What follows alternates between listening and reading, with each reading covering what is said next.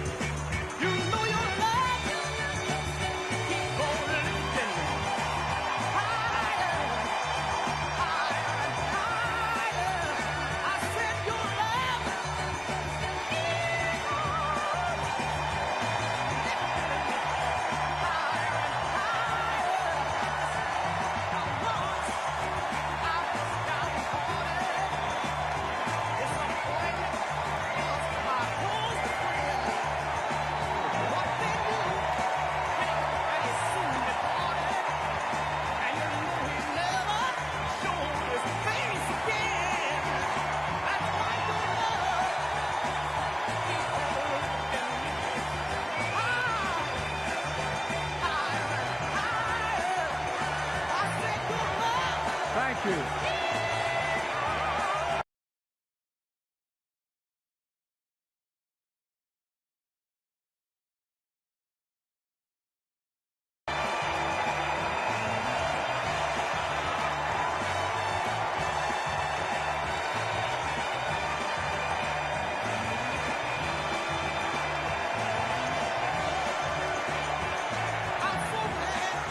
Thank you, thank you, thank you.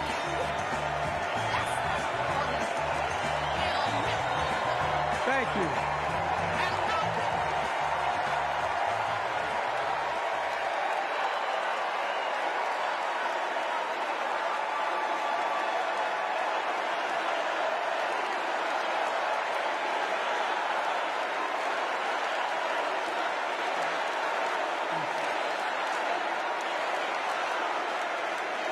Thank you, thank you, thank you.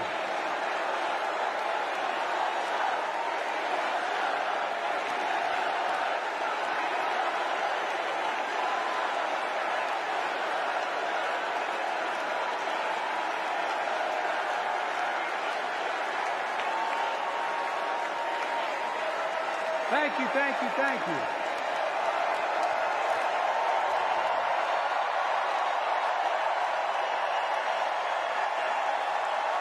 Thank you.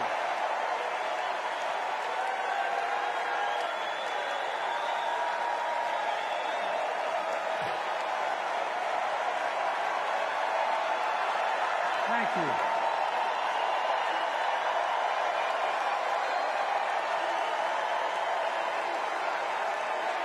Thank you. I love you. Thank you.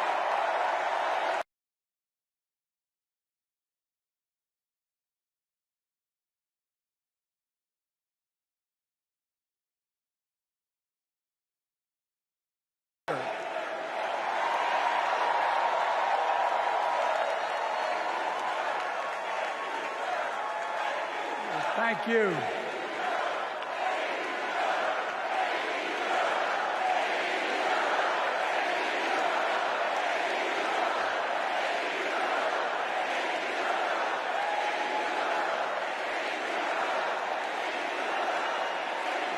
Thank you, thank you, thank you. Thank you. Thank you for so.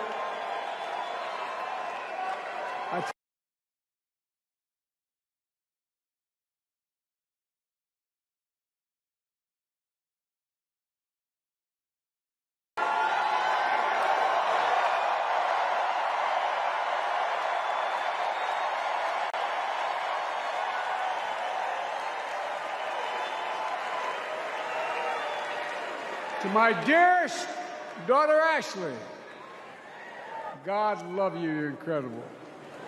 Thank you for the introduction and for being my courageous heart, along with Hunter and our entire family, and especially our rock, Jill.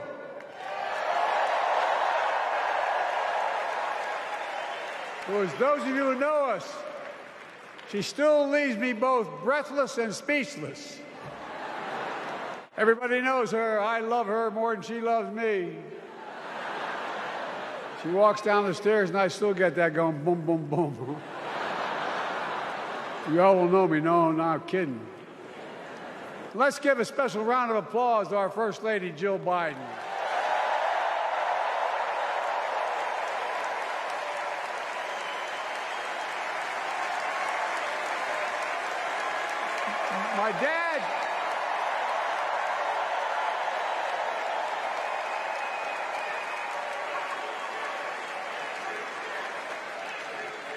My dad used to have an expression, for real. He'd say, Joey, family is the beginning, the middle, and the end.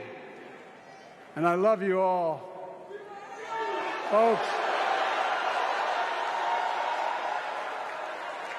And America, I love you.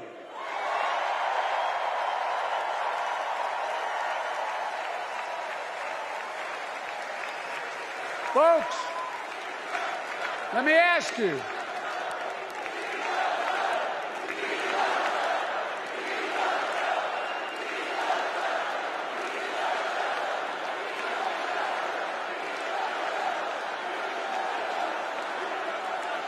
Let me ask you. Are you ready to vote for freedom?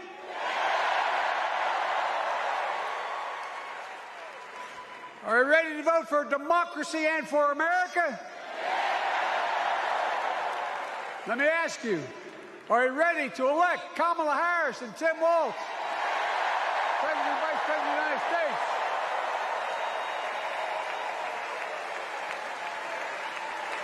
My fellow Democrats, my fellow Americans, nearly 4 years ago, in winter, on the steps of the Capitol, on a cold January day, I raised my right hand and I swore an oath to you and to God to preserve, protect, and defend the Constitution and to faithfully execute the office of the President of the United States.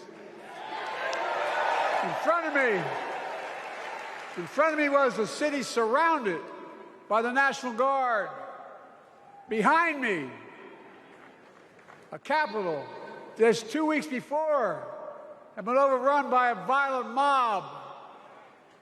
But I knew then, from the bottom of my heart, that I knew now, there is no place in America for political violence. None. You cannot say you love your country only when you win.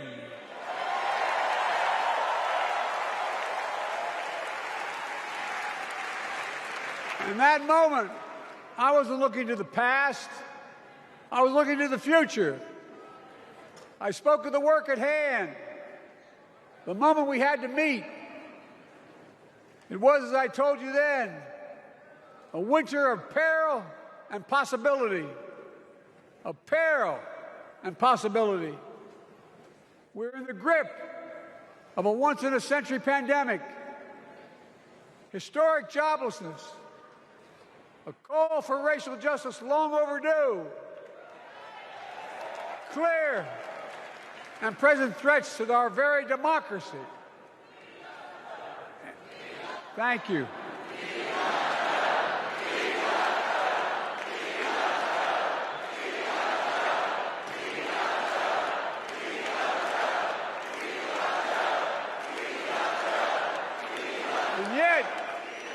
And yet I believed then, and I believe now, that progress was and is possible. Justice is achievable. And our best days are not behind us, they're before us.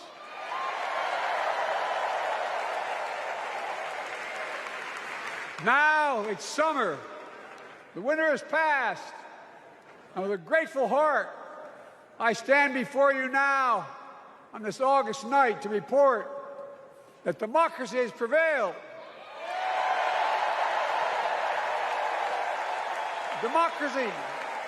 Democracy has delivered.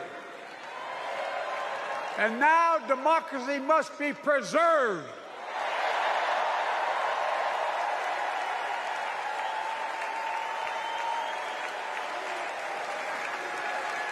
You've heard me say it before. We're facing an inflection point. One of those rare moments in history when the decisions we make now will determine the fate of our nation and the world for decades to come. That's not hyperbole, I mean it literally. We're in a battle for the very soul of America. I ran for president in 2020 because of what I saw in Charlottesville in August of 2017. Extremists coming out of the woods, carrying torches, their veins bulging from their necks, carrying Nazi swastikas, and chanting the same exact anti-Semitic bile that was heard in Germany in the early 30s. Neo-Nazis, white supremacists, and the Ku Klux Klan, so emboldened by a president then in the White House that they saw as an ally. They didn't even bother to wear their hoods. Hate was on the march in America. Old ghosts and new garments, stirring up the oldest divisions, stoking the oldest fears, giving oxygen to the oldest forces that they long sought to tear apart America. In the process, a young woman was killed. When I contacted her mother, I asked about what happened. She told me. When the president was asked what he thought had happened, Donald Trump said, and I quote, "There are very fine people on both sides. My God." That's what he said. That is what he said and what he meant. That's when I realized, had listened to the admonition of my dead son, I could not stay in the sidelines. So I ran.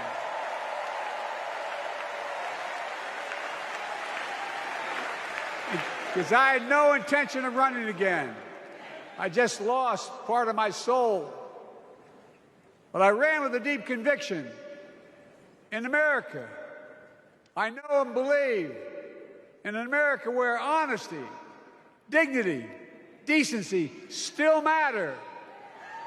An America where everyone has a fair shot and hate has no safe harbor.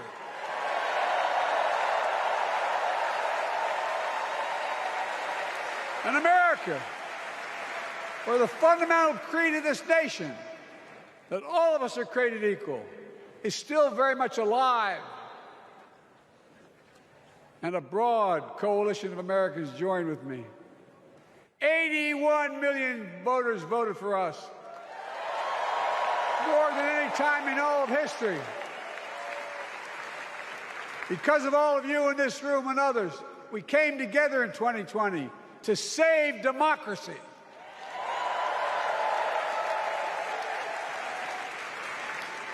As your president, I've been determined to keep America moving forward, not going back, to stand against hate and violence in all its forms, to be a nation where we not only live with but thrive on diversity, demonizing no one, leaving no one behind, and becoming the nation that we profess to be.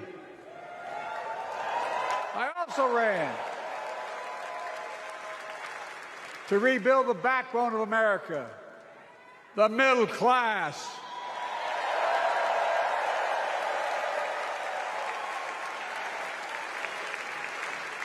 I made a commitment to you that I be a president for all Americans, whether you voted for me or not.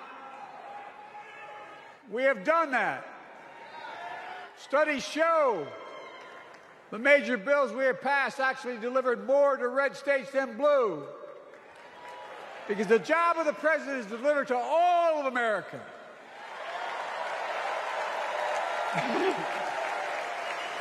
And because of you, And I'm not exaggerating. Because of you, we've had one of the most extraordinary 4 years of progress ever, period. When I say we, I mean Kamala and me. Just think about it. COVID no longer controls our lives. We've gone from economic crisis to the strongest economy in the entire world. Record 16 million new jobs. Record small business growth. Record high stock market. Record high 401ks. Wages up and inflation down, way down, and continuing to go down.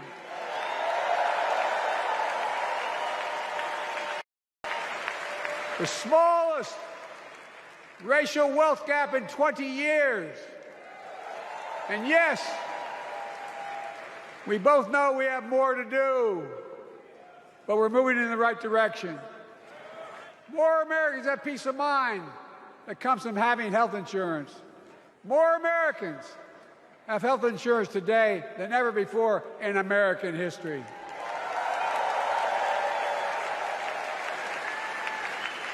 And after, as a young senator beginning to fight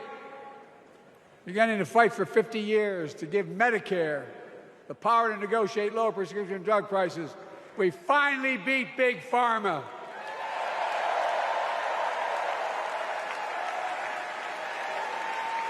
And guess who cast the tie-breaking vote? Vice President, soon-to-be President Kamala Harris.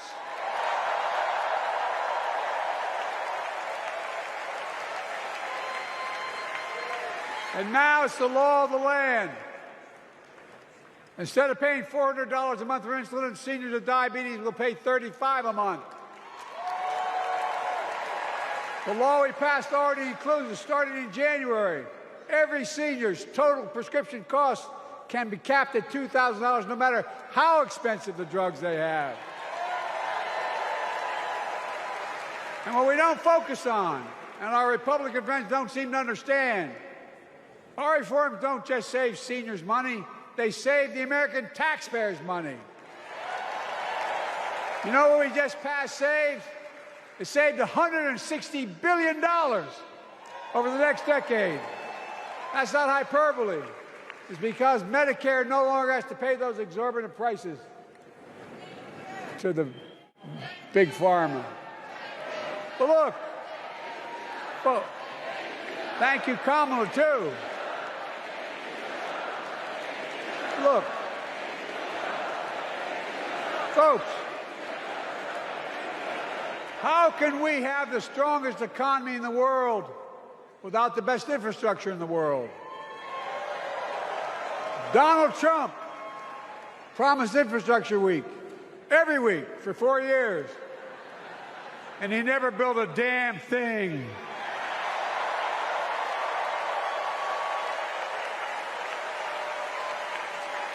But now, because of what Kamala and I have done, remember we were told we couldn't get it done. Remember when we came into office, we couldn't get anything passed? But right now, we're giving America an infrastructure decade, not week. We're modernizing our roads, our bridges, our ports, our airports, our trains, our buses. We're removing every lead pipe from schools and homes so every child can drink clean water. We're providing affordable high-speed internet for every American, no matter where they live, not unlike what Roosevelt did with electricity. And so much more.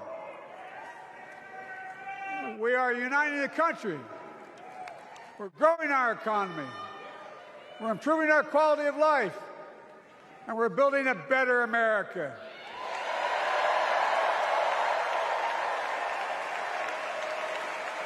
Because that's who we are. How can we be the strongest nation in the world without leading the world in science and technology? After years of importing 90% of our semiconductor chips from abroad, which America invented those chips, our Chips and Science Act meant that private companies from around the world are now investing literally tens of billions of dollars to build new chip factories right here in America.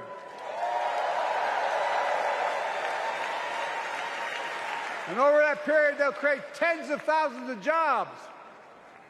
And many of those jobs in the so-called fabs, the buildings that make the chips, that's being constructed now. And guess what? The average salary in those fabs, size of a football field, will be over $100,000 a year, and you don't need a college degree.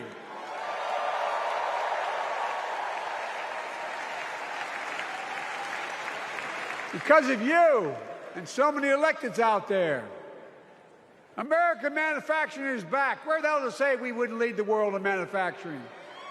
800,000 new manufacturing jobs.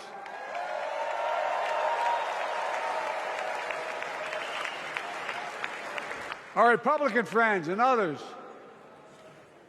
made sure they'd go abroad to get the cheapest labor. We used to import products and export jobs.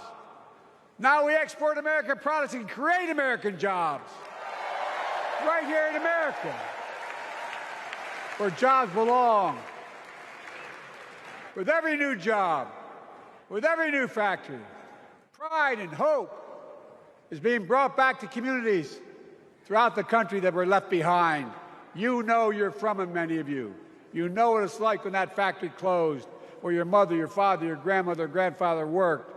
And now you're back, providing once again, proving that Wall Street didn't build America, the middle class built America, and unions built the middle class.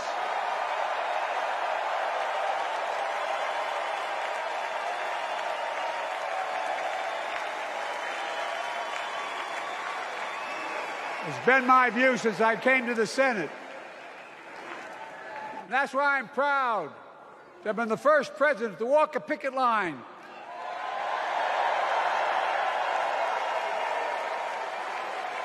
and be labeled the most pro-union president in history, and I accept it. It's a fact.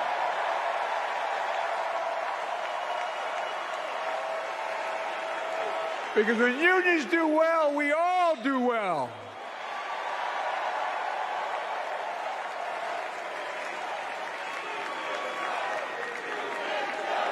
You got it, man. You got it.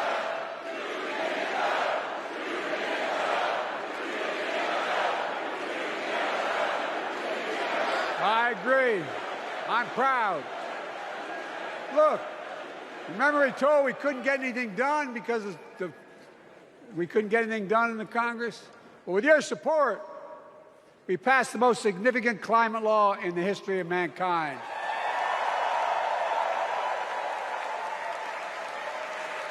Over $370 billion.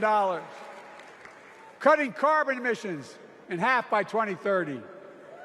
Launching a climate corps, similar to AmeriCorps and Peace Corps, creating tens of thousands of jobs for young people of the future who are going to make sure this continues. Creating hundreds of thousands of jobs in clean energy for American workers, including the IBEW installing 500,000 charging stations all across America. And in the process, reducing carbon emissions. And we're seeing to it that the first beneficiaries of environmental initiatives are those fence-line communities that have been smothered by the legacy of pollution. Louisiana and Delaware, Route 9, all the factories, all those chemical factories are right next to the poorest neighborhoods. They're the ones we're going to bring back.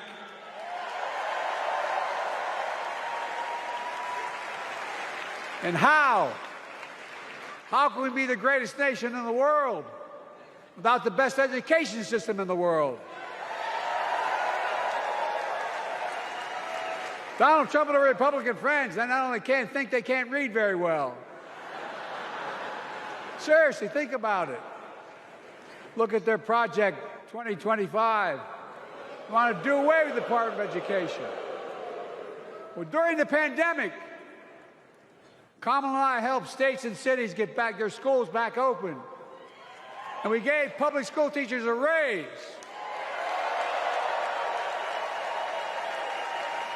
We created apprenticeships with businesses and communities, putting students on a path to a good paying job, whether or not they go to college. And by the way, we're making college a hell of a lot more affordable. Increasing Pell Grants by $900. Over $15 billion to HBCUs. Minority service education, including Hispanic institutions and tribal colleges. We kept our commitment to provide more student relief than ever by lifting the burden of helping millions of families so they could get married, start a family, buy a home, and begin to build family wealth and contribute to the community and grow our economy. It's not costing us, it's creating more wealth. We've fundamentally transformed how our economy grows, from the middle out and the bottom up instead of the top down. You know, my dad used to say there wasn't a whole hell of a lot to drop down on my kitchen table at the end of the month. I come from a basic middle-class family, 3-bedroom house, 4 kids, a grandpop living with us, decent neighborhood, but never a penny to spare. And look, that top-down notion never worked. A lot of Democrats didn't think it worked, thought it worked, but it doesn't. And when we did all that, what we've done, everybody can do well. Everybody.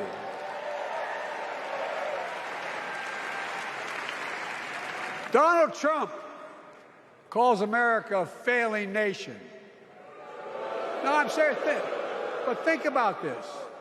Think about this. He publicly says to the whole world, I'm going to say something outrageous. I know more foreign leaders by their first names and know them well than anybody alive. Just because I'm so damn old. But I'm not joking. Think of the message he sends around the world when he talks about America being a failing nation. He says we're losing. He's the loser. He's dead wrong.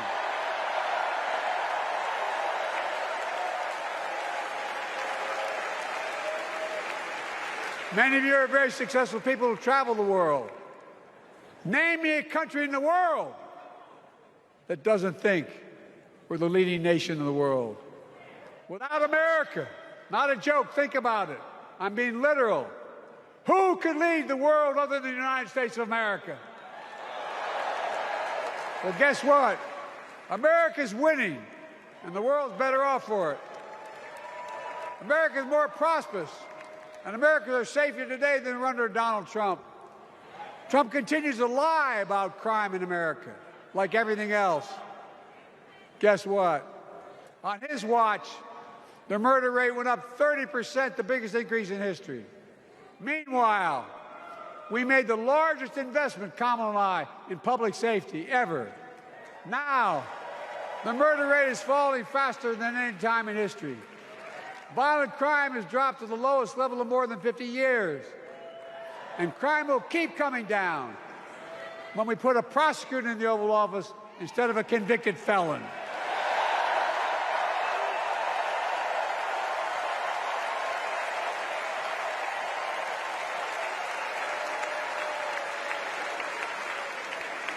And folks, the distinguished senator from the C Senator from California and I passed the first ban on assault weapons.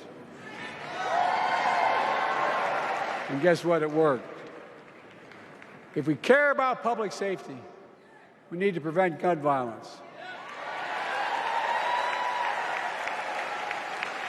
And what makes me ashamed when I travel the world, which I do, more children in America are killed by a gunshot than any other cause in the United States.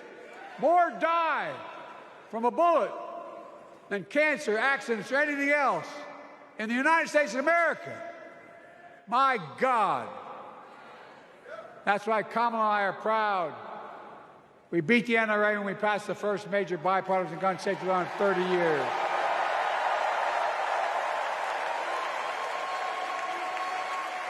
I'm serious.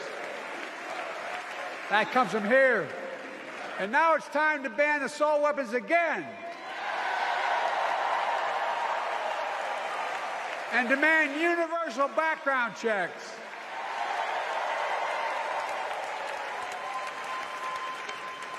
It's hard. I never thought I'd stand before a crowd of Democrats and refer to a president as a liar so many times. No, I'm not trying to be funny. It's sad. Trump continues to lie about the border. Here's what he won't tell you. Trump killed the strongest bipartisan border deal in the history of the United States that we negotiated with the Senate Republicans. It took 4 weeks.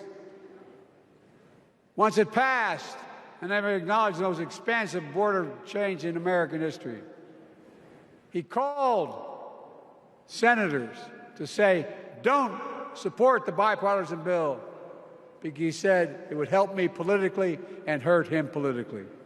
My God. No, I'm serious. Think about it. Not a joke. Ask even the press who doesn't like me. They'll tell you that's true. Typically Trump, once again, putting himself first and America last. Then I had to take executive action. The result of the executive action I took, border encounters have dropped over 50%. In fact, there are fewer border crossings today than when Donald Trump left office. And unlike Trump, we will not demonize immigrants, saying they're the poison of blood of America. Poison the blood of our country. Kamala and I are committed to strengthening legal immigration, including protecting dreamers and more.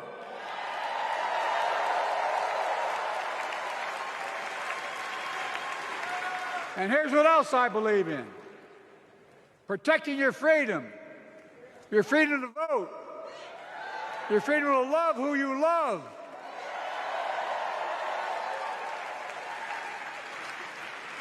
and your freedom to choose.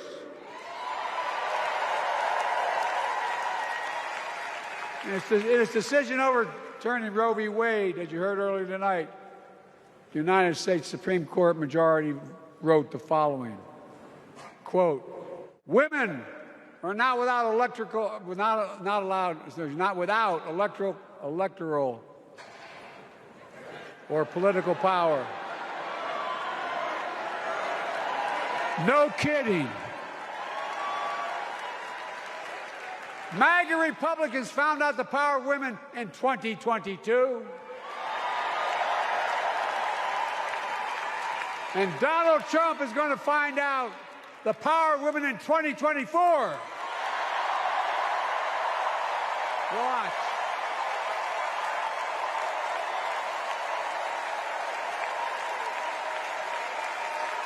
And where Trump and his mega Republican right-wingers seek to erase history, we Democrats continue to write history and make more history. I'm proud to have kept my commitment to appoint the first black woman in the United States Supreme Court.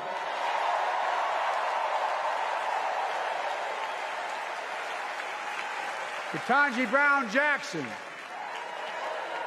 a symbol for every young woman in America that you can do anything. I'm proud that I've kept my commitment to have an administration that looks like America and that taps in to the full talent of our nation. The most diverse cabinet in history, including the first black woman of South Asian descent to serve as vice president. And will soon serve as the 47th president of the United States.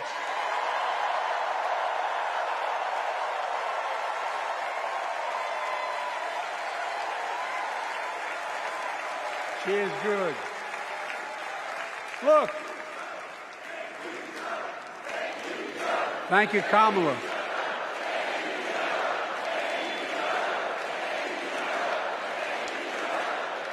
Folks, I've long said We have many obligations as a nation. But I got in trouble years ago for saying I'd make no apologies. We have only one truly sacred obligation: to prepare and equip those we send to war and care for them and their families when they come home and when they don't. That's why I'm so proud to have written and signed the PACT Act, one of the most significant laws ever, helping veterans and their families exposed to toxic materials like burn pits in Agent Orange. I was around during the Vietnam War. It's hard. Nobody was able to prove that their illness was a consequence of Agent Orange. And no one was able to prove initially that because they lived in burn pits like my son lived next to in Iraq for a year, that it was the cause of their illness. But because of the PACT Act, a surviving spouse with 2 children is now eligible for a stipend of about $3,000 a month. And those children who lost a parent are eligible for tuition benefits to go to college and to get job training. It's already helping over 1 million veterans and their families just so far. Well, I love them, and I'm so proud of my son's service. We get it. But guess who doesn't get it and doesn't respect our veterans? We know from his own Chief of Staff, 4-star General John Kelly, that Trump, when in Europe, would not go to the grave sites in France. The brave service members who gave their lives to this country. He called them suckers and losers. Who in the hell does he think he is? Who does he think he is? There's no words for a person. They are not the words of a person not worthy of being commander-in-chief, period. Not then, not now, and not ever. I mean that. I mean that from the bottom of my heart.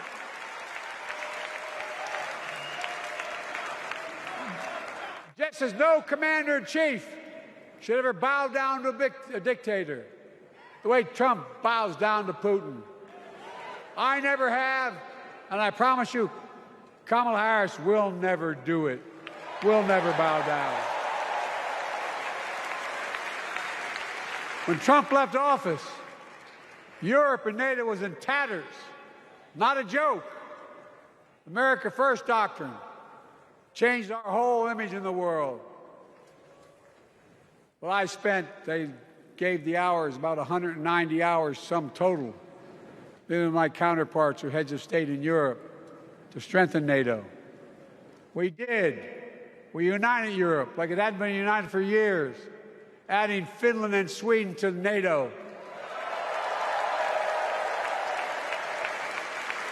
10 days before he died, Henry Kissinger called and said, not since Napoleon has Europe not looked over their shoulder at Russia with dread until now. Until now. Well, guess what? Putin thought he'd take Kyiv in 3 days. 3 years later, Ukraine is still free.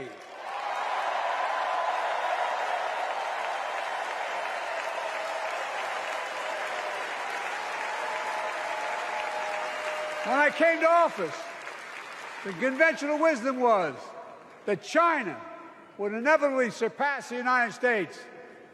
You haven't noticed. No one's saying that now.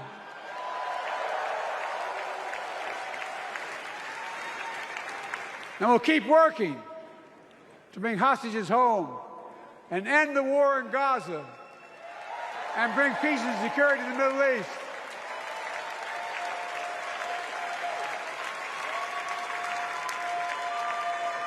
As you know, I wrote a peace treaty for Gaza. A few days ago, I put forward a proposal that brought us closer to doing that than we've done since October 7th. We're working around the clock, my Secretary of State, to prevent a wider war and reunite hostages with their families. and surge humanitarian health and food assistance into Gaza now. To end the civilian suffering of the Palestinian people. And finally deliver a ceasefire and end this war.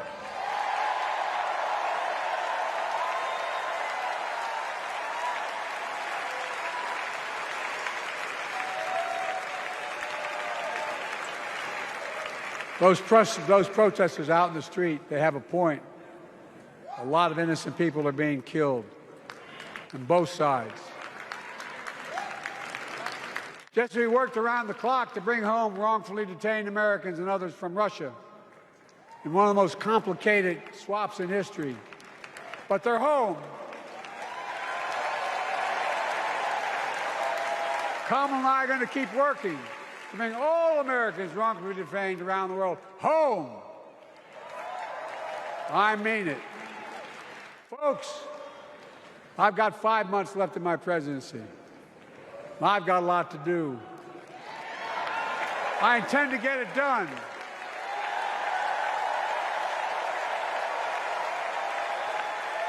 It's been the honor of my lifetime to serve as your president. I love the job, but I love my country more. I love my country more. And all this talk about how I'm angry at all those people who said I should step down, that's not true.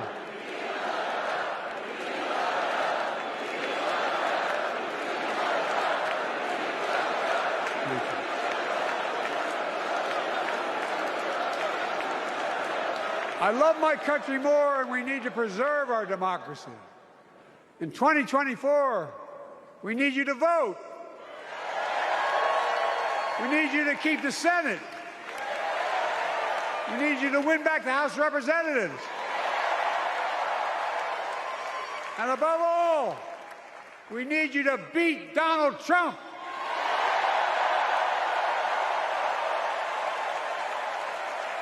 And elect Kamala and Tim President and Vice President of the United States of America. Look, they'll continue to lead America forward, creating more jobs, standing up for workers, growing the economy, lower the cost to American families so they just have a little more breathing room. We've made incredible progress, but we have more work to do. And Kamala and Tim will continue to take on corporate greed and bring down cost of food.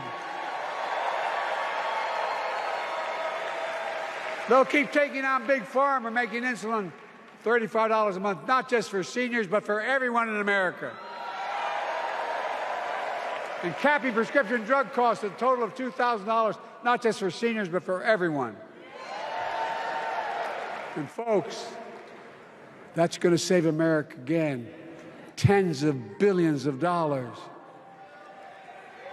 Folks, they'll make housing more affordable, building 3 million new homes, providing $25,000 down payment assistance for the first-time home buyer, more than the 10 we approved. Donald Trump wants a new tax on imported goods, food, gas, clothing, and more. You know what that will cost the average family, according to the experts? $3,900 a year in a tax. No, it's a fact. Kamala and Tim will make the child care tax credit permanent.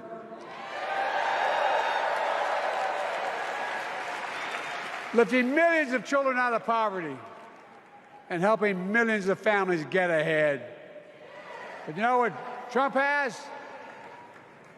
He created the largest debt any president had in 4 years with his $2 trillion tax cut for the wealthy. Well, Trump has a new plan. He wants to provide a $5 billion tax cut for corporations and the very wealthy. Read it. Put us further in debt. And folks, You know, we have 1,000 billionaires in America. You know what their average tax rate they pay? 8.2%. If we just increase their taxes, we proposed to 25%, which isn't the highest tax rate even, it would raise $500 billion new dollars over 10 years. They'd still be very wealthy. Look, Kamala and Tim are going to make them pay their fair share. They'll protect Social Security and Medicare. Trump wants to cut Social Security and Medicare. Kamala and Tim will protect your freedom. They'll protect your your right to vote. They'll protect your civil rights. And you know, Trump will do everything to ban abortion nationwide. Oh, he will. You know, Kamala and Tim will do everything they possibly can. That's why you have to elect a Senate and a House to restore Roe v. Wade.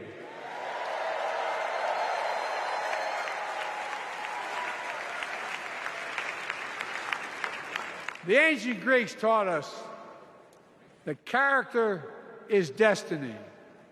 Character is destiny. For me and Jill, we know Kamala and Doug are people of character. It's been our honor to serve alongside them. And we know that Tim and Gwen Waltz are also people of great character. Selecting Kamala was the very first decision I made when I became our nominee. And it was the best decision I made my whole career.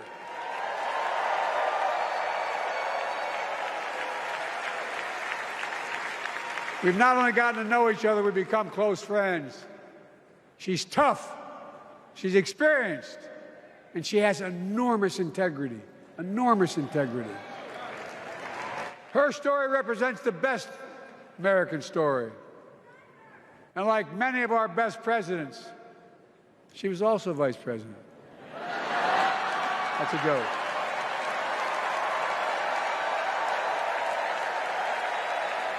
But she'll be a president our children can look up to. She'll be a president respected by world leaders because she already is. She'll be a president we can all be proud of. And she will be an historic president who puts her stamp on America's future.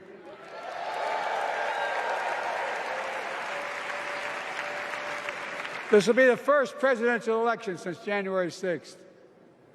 On that day, we almost lost everything about who we are as a country. And that threat, this is not hyperbole, that threat is still very much alive. Donald Trump says he will refuse to accept the election result if he loses again. Think about that.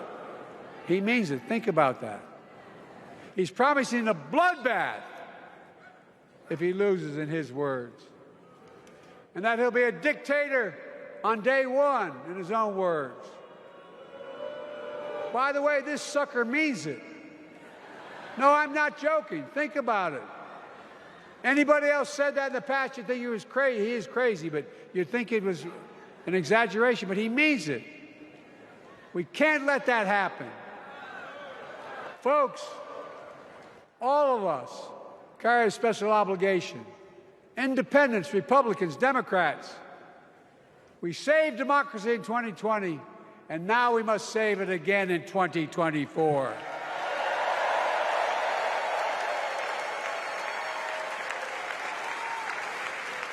The vote of each of us cast this year will determine whether democracy and freedom will prevail.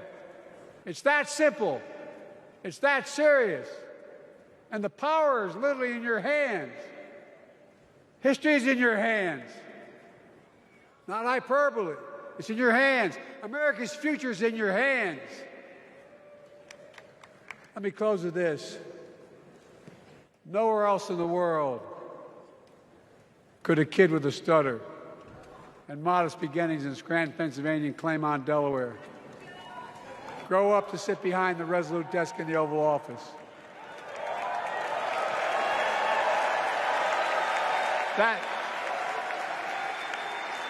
That's because America is and always has been a nation of possibilities. Possibilities. We must never lose that. Never. Kamala and Tim understand that this nation must continue to be a place of possibilities, not just for the few of us, but for all of us.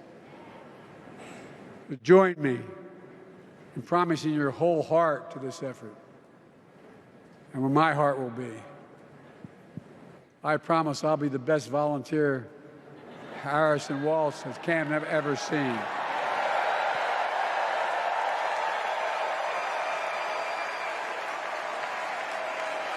Each of us has a part in the American story. For me and my family, there's a song that means a lot to us. It captures the best of who we are as a nation. The song is called American Anthem. There's one verse that stands out, and I can't sing worth a damn, so I'm not going to try. I'll just quote it. The work and prayers of centuries have brought us to this day. What shall our legacy be? What will our children say? Let me know in my heart, when my days are through, America, America, I gave my best to you.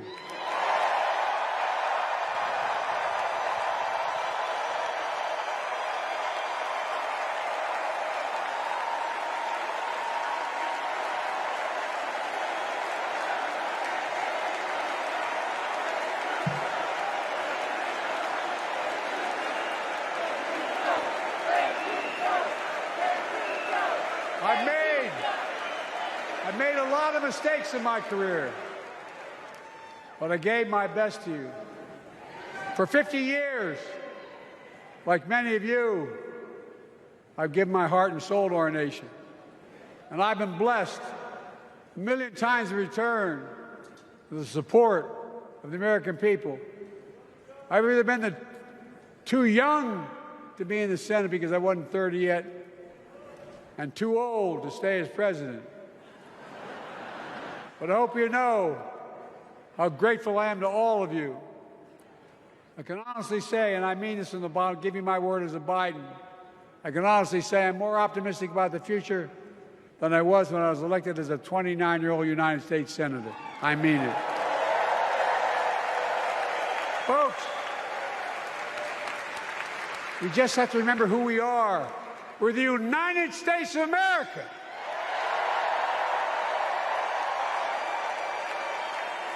And there's nothing we cannot do when we do it together. God bless you all, and may God protect our troops.